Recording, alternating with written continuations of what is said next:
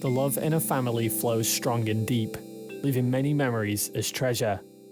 But what if you got to know that your family, whom you've been living with all these years, is not your real family?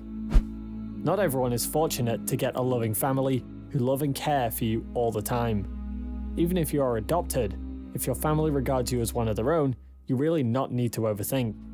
Just think of how lovely they are to bring you home and name you as one of them. Before going, make sure you subscribe to our channel and hit that bell icon to be notified with our latest updates.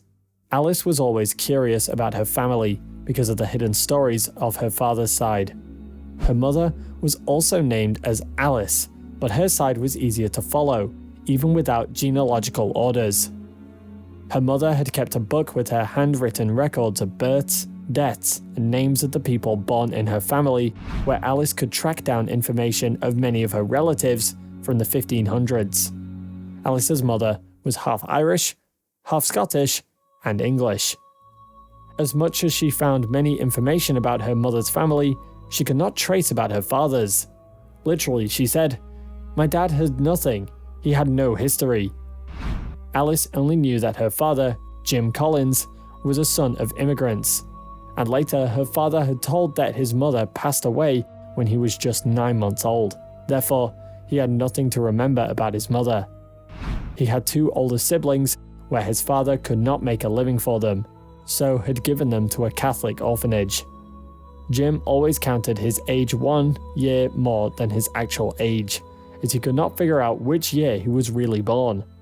As Alice's father was getting older, he started to get deep into this matter and track down each and everything she could.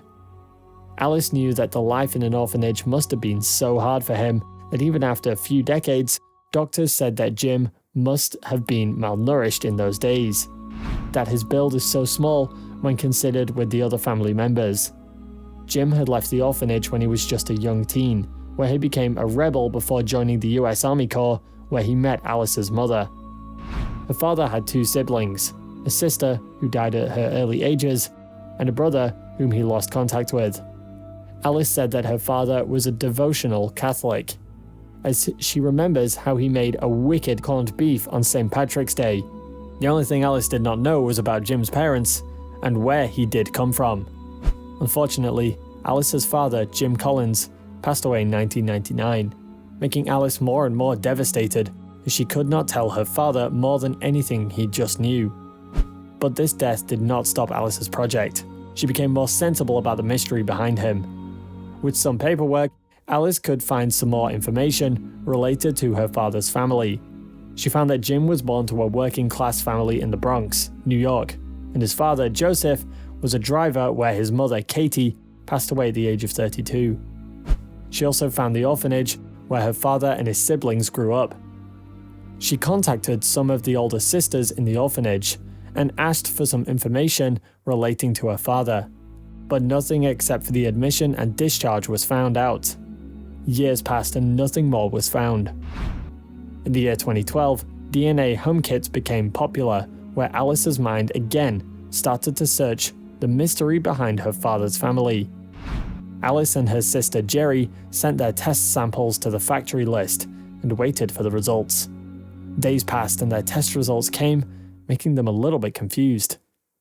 Her sister, Jerry's half of the DNA, was only Irish, Scottish, and English, and the other half was an unexpected combination of European, Jewish, Middle Eastern, and Eastern European. The sisters completely ignored these results, as both of their parents were from the British Isles, and they sent a letter to the DNA testing company complaining that they had made a mistake. They did the test again and found the same result, which they had to believe. The first thing that got into their minds were, who were their parents? Did their mother have another affair? She knew well about her mother, as she claimed that her mother never cheated, and there must be another reason for the DNA to change. The main problem which ran across her mind was whether Jim's parents were Jewish who immigrated to America secretly as Irish.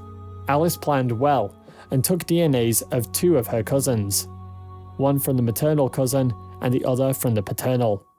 Her maternal cousins had no change in her DNA, which perfectly matched, but the paternal cousin's DNA did not match Alice's DNA. Both of them did not share any similar DNA, making them genetically strangers. This means her father and her father's sister had no genetic connection between them. Alice became a little disappointed. She thought that her father's family would not accept her. Jerry had a feeling for herself for many years about the change in the appearance of her father when compared to his family members. He was not as tall as the other members and was having a small physique. Both of them continued their mission to find out what really happened with their father. First, they thought of searching for any trace of Jim's biological siblings. The sisters found their father's birth certificate with the real Irish parents' names. They thought something strange must have happened. Maybe their father was confused with some other child when adopting to the orphanage. Alice sent 2 of her father's photographs, one taken in his old age and one when he was a kid, to a forensic artist, to check whether the same person was in both photographs. Even the results of this test did not help much, as both the photos had the same person, which meant that something must have happened when Jim was born. Maybe he was accidentally swapped with another baby. Alice and Jerry became more determined to seek the truth. They checked information relating to all the babies who were born in 1913 at the same hospital where their father was born. This process was so hard as the data did not include dates and times of the birth, so they had to search for pages and pages, where finally she found 30 babies who were born at the same time as of her father. She went through all of the 30 names and found nothing exceptional. For 2 years, she went through all potential biological family members, which counted up to 6,000 in number. Alice began to lose hope, and the only thing she was wishing was to be found out by someone who was searching for the same answers. On January 18th, 2015, Alice sent an email to one of her cousins, who was not biologically related, by telling her a story. After sending the email, she thought of randomly going through the list of DNA relatives in her genealogy account, where she found someone unknown had sent some DNA samples to her. That person's results were somewhat closer to her cousin's. So she asked the stranger, was this the result she was waiting for? The stranger replied that she was expecting more of Ashkenazi genes. The stranger was Jessica Benson, who thought about cooperating with Alice to see what has happened to them. With more tests, Jessica found out that she had more Irish genes, which made her completely different from her family. Once that news was heard by Alice, she had chills and wrote Jessica that her grandfather was born in September 29th, 1930 at the Fordham Hospital, and is there anyone born in your family on the same day? Jessica quickly responded, yes, grandfather Philip Benson also was born on the same day. Alice had a bad feeling about what had really happened to her father. She again went through the births and names at the Bronx Hospital, where she found no Bensons, but a Bamson. Philip Benson's name was mistaken as Bamson. Alice and Jerry were finally relaxed as they found out that their father was not a person with no family. He was swapped accidentally with the baby Philip, where a Jewish baby was sent with an Irish family and vice versa. As both of them were born in the late 1930s, where there were no technological methods to keep track of the baby and the mother, getting swapped had to have been the only reason for their misplacement. After getting to know about the mystery behind each of their families, both the Collins and Bensons exchanged their stories. The pictures of Jim Collins looked much more like Philip's, not much tall mother and father. Alice soon discovered that she had a biological first cousin named Phyllis Pullman, the daughter of her father's sister. In 2015, Alice flew to Florida to visit her biological cousin for the first time. Both of them got to know each other at first glance, and they spent the time very happily. Many thought they were sisters of the same mother, as their DNA matched perfectly with each other. Phyllis shared her story where her uncle Philip Benson was not believed as a real Jewish by the parents of his wife, as he had a physique of an Irish. He had to bring his birth certificate to show that he was a real Jewish. As everything was over and both the grandparents were dead, they had nothing to accept for getting along with each other.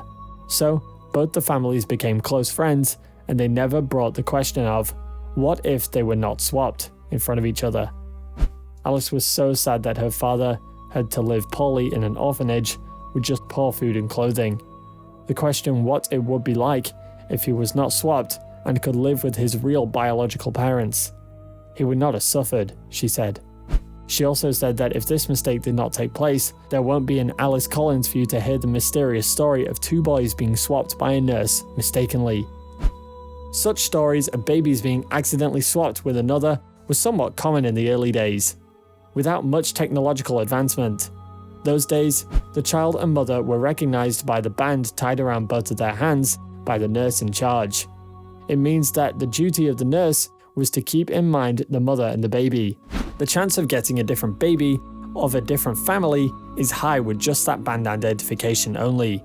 Thanks to all the technological advancement in the health sector in the modern world, such accidents are rare.